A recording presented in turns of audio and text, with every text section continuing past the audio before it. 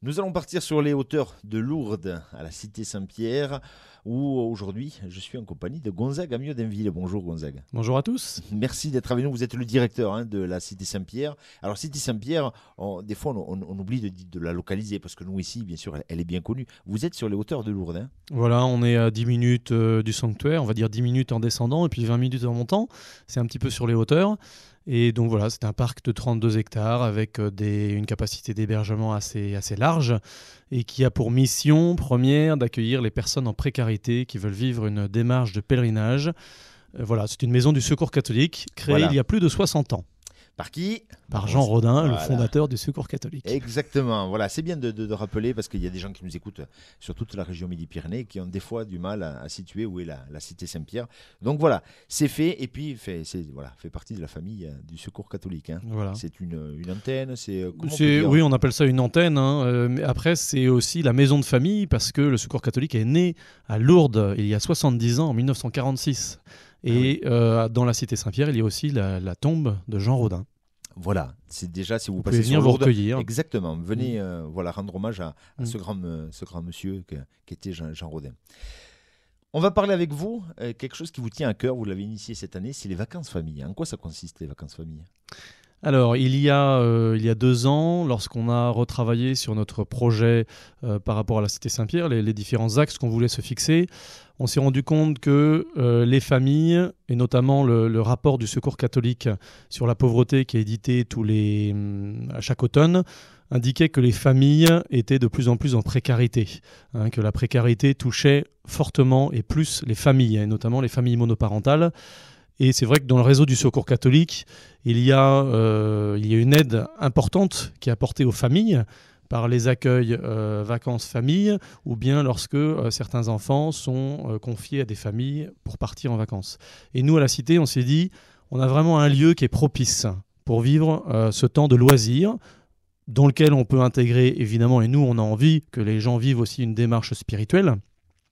Mais on s'est dit, ce lieu est sécurisant, ce lieu, on a rénové aussi nos bâtiments de manière à faire des espaces familles, donc des chambres communicantes, et puis des petits espaces kitchenettes pour que le rythme des familles est différent de celui des pèlerins habituels, surtout quand on vient en vacances. Donc on a mis par exemple en place un système pour que les familles puissent se lever un peu plus tard et qu'il y ait un système de kitchenette à disposition pour prendre le petit déjeuner, pas à 7h30, mais plutôt vers 9h. Oui, c'est vrai qu'il faut adapter aujourd'hui aux gens. Les vieux clichés d'avant, c'est terminé. Il faut aussi s'adapter au monde d'aujourd'hui. Il faut garder l'histoire, il faut garder la spécificité du lieu, qui est vraiment l'accueil des personnes en précarité. Donc l'idée, c'est de favoriser les vacances pour des familles en précarité, mais pas que. C'est-à-dire qu'on se dit aussi que ce lieu de la Cité Saint-Pierre, comme ce que fait le Secours catholique dans les boutiques solidaires, eh bien, nous avons une mission d'encourager, de faciliter la rencontre de tous. Et donc, on a forcément donné la priorité aux familles en précarité, mais à partir du mois de mai, on a ouvert un petit peu plus large en faisant quelques annonces et de manière à permettre à des publics différents de se côtoyer. Tout ça, ce sont des intuitions, mais voilà, on n'est pas les seuls à les porter. Mais il y a 1 an, je me souviens très bien d'un père de famille ou d'une famille qui a des conditions de vie modestes, mais qui n'est pas forcément dans la précarité, et qui est venu à la Cité Saint-Pierre passer une semaine en vacances avec ses enfants. Et puis, dans le même temps, il y avait des gens du voyage, une famille de gens du voyage. Et à la fin du séjour, j'ai discuté avec ce père de famille et il m'a dit, c'est la première fois que je discute avec un père de famille des gens du voyage. Et le père de famille des gens du voyage avait certainement ce même retour en disant c'est la première fois que je discute avec une famille qui est peut-être un peu stylée, bon, je ne sais pas comment est-ce qu'il faudrait dire. Et en fait, ils s'étaient rendus compte, en partageant leur même lieu de vie, qu'ils avaient les mêmes problématiques d'éducation, les mêmes désirs de foi. Et donc, ils se sont mis à discuter. Voilà. Et quand on partage des lieux ensemble pendant 4-5 jours, au début, certainement, on se regarde, mais petit à petit, on prend conscience, et ce lieu est vraiment propice à ça, ce lieu qui apaise la cité, on prend conscience qu'il y a des ponts qui sont existants. Il y a plein de réalités qu'on partage ensemble. Voilà. Donc c'est cette idée de vacances famille. Donc on veut laisser une grande liberté aux familles. Donc on a fait en fait une proposition de différentes animations, mais c'est surtout dire aux personnes, voilà ce qui est disponible, voilà ce qui est possible à Lourdes ou dans l'environnement de Lourdes. Voilà. Donc vous avez la maison de la connaissance du risque sismique que vous pouvez aller découvrir avec vos enfants, vous avez une confiserie que vous pouvez aller découvrir. Évidemment, on va quand même insister sur des temps spirituels et puis des temps de rencontre à la cité, des temps de partage. Voilà. On a le début de matinée, on s'est dit qu'on voulait que les gens, enfin, on voulait aider les gens à s'éveiller, se réveiller. Et donc, on a mis dans notre programme un temps d'éveil du corps et de l'esprit. Et donc, ça veut dire quoi, hein? C'est pas de la méditation transcendantale. On va faire un peu de gymnastique. Et puis, on va aussi commencer la journée avec un texte de Jean Rodin. Voilà, pour peut-être aider les personnes à vivre cette journée en ayant ce texte en tête. Voilà. Les gens qui nous écoutent peut-être se dire, mais alors comment, je suis une famille, je veux venir chez vous. Vous avez dit que vous accueillez les plus pauvres. Et là, vous nous dites, on accueille un petit peu tout le monde. Comment ça se passe? Est-ce que moi, je peux franchir la porte de la Cité Saint-Pierre et dire, voilà, moi j'ai une famille, on est 6. Comment ça se passe? Alors, évidemment, c'est possible. Après, on est attentif à ce que ce soit les personnes en précarité qui viennent. Là, les vacances famille, ce sont des personnes en précarité qui ont été invitées par le réseau du Secours catholique en premier. Après, je vous dis, si on repère qu'on a encore un peu de place, on l'ouvre peut-être à plus large, mais on reste aussi avec des familles qui ont des conditions modestes.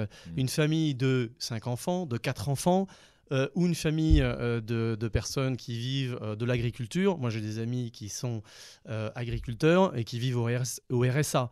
Et pourtant, ils ne sont pas aidés par le Secours catholique, ou ils ne sont pas aidés par des associations caritatives. Mais on sait très bien qu'il y a des personnes qui ne sont pas référencées, qui ne sont pas recensées. Voilà, ça leur appartient et il n'y a pas de souci, mais qui ont des conditions de vie très modestes. Et ce lieu de la Cité Saint-Pierre est fait pour aider ces familles. Voilà. Donc voilà, il suffit de rentrer en contact avec vous. Oui, appelez la Cité Saint-Pierre au 05 62 42 71 11.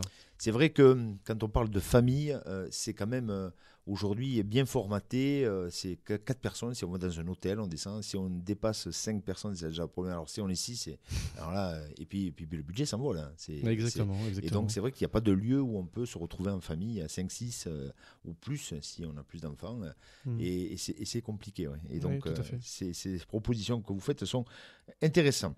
Voilà pour les vacances famille. Ça vous tenait à cœur de faire ce petit rappel. Et puis le numéro de téléphone, on le rappellera à la fin de cet entretien. Ça me permet juste, Philippe, de rajouter que souvent, on a fonctionné à la Cité avec l'accueil de grands groupes de pèlerinage. Oui. Et la Cité, elle est comme le sanctuaire, c'est-à-dire qu'elle voit que les grands groupes de pèlerinage, eh bien, ils sont plutôt en diminution.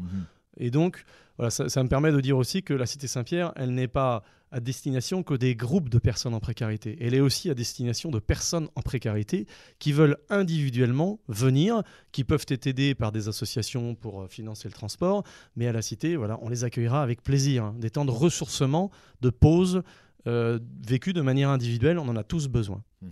Et en plus, il y a des navettes entre la Cité Saint-Pierre et le sanctuaire qui sont organisées. Donc avec des oui, la Cité, elle est au service de Lourdes, elle est au service des pèlerins. Donc évidemment, on facilite le déplacement vers le sanctuaire et vers la ville aussi, parce qu'on est heureux quand on voit nos pèlerins revenir avec des sacs pleins de souvenirs. Voilà, ça fait aussi partie de ce qu'on peut offrir aussi à la vie économique de Lourdes. Hein. Et puis c'est la physionomie de Lourdes. Exactement, comme ça. Voilà. Exactement. On parle maintenant avec vous des marches fraternelles. Il s'en est vécu pas mal. Il y en a une qu'on a suivie, celle du Gers, qui est partie du Gers et qui est arrivée jusqu'à chez vous, et puis qui a fini à Cotteret. Tous les jours, on avait ces marcheurs qui étaient avec nous. Parlons de ces marches fraternelles avec vous. Alors nous, la Cité, on a voulu aussi s'inscrire dans la démarche des marches fraternelles. Voilà, pour le 70e anniversaire. Pour le 70e anniversaire du Secours catholique, c'est l'impulsion qu'a voulu nous donner le conseil d'administration du Secours catholique, et qui est très agréable, qui est très positive, parce que quand on marche, on prend le temps de se rencontrer, on prend le temps d'aller à la rencontre des autres.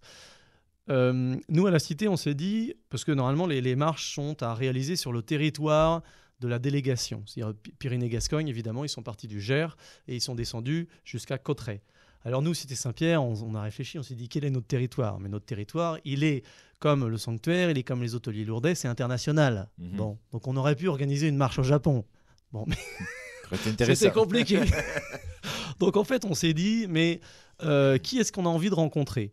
Eh bien, on a envie d'aller à la rencontre de nos amis et de nos partenaires, des gens avec qui, que l'on croise, avec qui on monte des projets, mais on n'a pas réellement pris le temps de les rencontrer.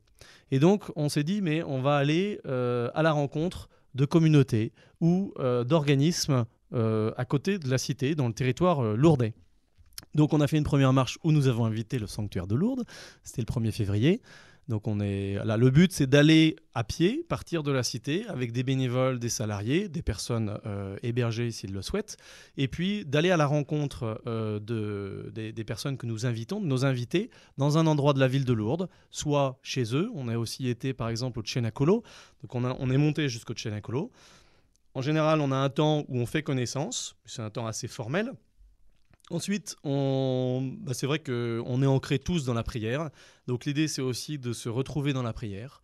Donc on a un temps spirituel, soit une messe, soit un passage à la grotte où on porte des intentions tous ensemble. Et puis après, on a un temps plus convivial à la cité et suivi en général d'une animation. Voilà. Donc là, par exemple, pour le Cenacolo, on avait organisé une partie de foot. Alors, je sais que le Cenacolo, ils s'entraînent au foot 2 fois par semaine. Ce sont des professionnels presque. Et nous, en fait, c'est vrai qu'on n'a pas trop l'habitude de taper la balle. Et donc, on s'était entraîné avant. Donc, c'est très bien aussi. Ça nous a permis, dans notre équipe salariée, de nous souder. C'est un moyen de cohésion qui est très sympathique. Et puis, bientôt, nous allons avoir une marche fraternelle avec le milieu, le monde du handicap. Et donc, on va aller à la rencontre des personnes qui portent un handicap, et notamment qui sont soutenues, accompagnées par l'OCH, qui sont soutenues, l'Office chrétien des personnes handicapées, qui a une antenne chez vous, là, au sanctuaire. Oui. Et puis, on va aussi rencontrer les demeures Aigues-Vives, et puis la demeure Toit du Monde. Et là, nous allons remonter à la Cité Saint-Pierre. On va avoir un temps de prière au sanctuaire. On va remonter à la Cité Saint-Pierre. On va partager un repas. Et après, on a la grande chance à la Cité d'avoir un bénévole qui est champion de France handisport de tir à l'arc. Et donc, il va nous proposer une animation de tir à l'arc. D'accord. Il vient juste d'être champion de France le week-end dernier. Donc, moi, je me réjouis. C'est une grande joie pour nous. Voilà, donc ça me permet aussi de dire qu'à la Cité, les bénévoles sont accueillis toute l'année, quelles que soient leurs conditions. Là, c'est un monsieur qui est en fauteuil roulant et avec qui on fait des belles choses. Voilà, donc cette marche fraternelle aussi qui vous tenait à cœur. Voilà l'actualité un peu de la Cité Saint-Pierre. Est-ce que vous avez un petit peu de monde là ? C'est calme, Julien. C'est très calme. Ouais. Je pense qu'on est comme tous. On a plutôt subi les grèves, on va dire ça comme ça. Et donc, on a des groupes qui ont annulé et c'est quand même très douloureux parce qu'on a reçu des témoignages de gens qui étaient en pleurs. Parce que nous, derrière aussi, on a tout un fonctionnement avec des bénévoles qui sont là en fonction de notre fréquentation. Donc, c'est vrai que c'est pas facile. Hein. C'est des périodes pour nous qui hébergeons des pèlerins qui sont vraiment difficiles. Alors, est-ce que vous avez installé des écrans par là pour aussi suivre cet euro ? Parce que ça fait partie aussi en ce moment du folklore et les gens aiment bien aussi retrouver le sport. Puis il y a des valeurs aussi dans le sport. Tout à fait. Eh bien oui, le sport, ça fait partie de l'expression du corps, d'une expression de foi aussi. On voit souvent des footballeurs qui se signent oui. pour trouver la force d'affronter cet événement. Et puis le rendre grâce aussi. Il y en a qui se signent à la fin des matchs. Et même des arbitres. Ah ouais. Et oui, on a des écrans, on peut mettre des écrans. Et on met des écrans parce qu'évidemment, c'est demandé. Ouais. Bon, c'est plus les hommes qui sont en demande, les hommes bénévoles qui sont en demande. Mais on est heureux de s'associer à ces événements festifs qui nous font du bien parce que notre pays a besoin d'événements comme ça. Et puis le fait de rassembler des peuples très différents par le sport, eh bien, ça fait partie aussi de ce qu'on a envie de vivre à la Cité, d'un lieu de paix. Voilà, le sport participe à la paix dans le monde. Voilà, merci beaucoup Gonzague Miodemi. Je rappelle à nos auditeurs que vous êtes le directeur de la Cité Saint-Pierre. J'ai promis pour terminer cet entretien que vous nous redonnerez le numéro de téléphone de la Cité. Alors vous pouvez nous joindre au 05 62 42 71 11. Voilà, et puis bien sûr, ceux qui ont la possibilité d'avoir Internet, il suffit d'aller taper Cité Saint-Pierre à Lourdes et ça sort sur un moteur de recherche sans aucun problème. Et on a aussi là pas mal de renseignements. Et en plus, le site est tout neuf, il n'est pas vieux, il a été refait entièrement. Voilà. Merci beaucoup, Gonzaga Miodeville, et puis à la semaine prochaine, à vous ou d'autres qui viendront nous parler, comme chaque semaine,